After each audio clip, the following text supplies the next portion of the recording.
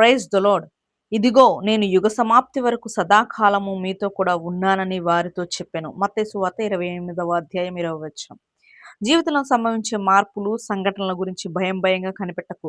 నువ్వు దేవునికి చెందినవాడివి గనుక ఆయన వాటన్నిటి నుండి నిన్ను విమోచిస్తాడన్న నిరీక్షణతో ఎదురుచూడు.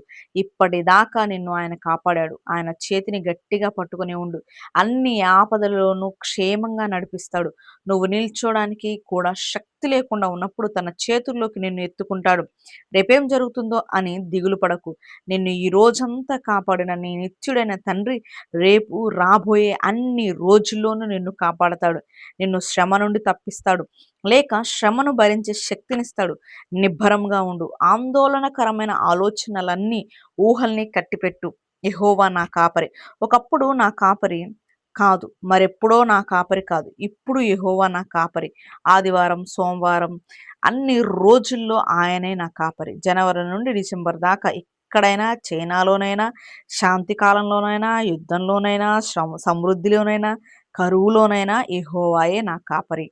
నీకోసం మౌనంగా ఏర్పాట్లు ఆయనే చేస్తాడు. పొంచి ఉన్న వలలో నువ్వు పడకుండా నీ మార్గదర్శి ఆయనే. ఆయన సంరక్షణలో ఉన్నావు. నీవు నీ కోసం ఏర్పాట్లు తప్పకుండా చేస్తాడు. నిన్ను విస్మరించడు.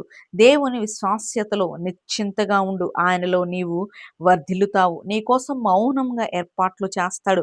అవి ఆశ్చర్యకారకాలైన అనురాగ బహుమతులు, కనివిని ఎరుగని అద్భుతాలు. నీకోసమే వాటిని చేశాడు. నీకోసం మౌనంగా ఏర్పాట్లు చేస్తాడు. తండ్రి సంరక్షణలో కేరింతలు కొట్టే పాప ఆయన ప్రేమలో మరెవరికీ వంతులేదు. నువ్వే ఆయనకి ఇష్టుడివి.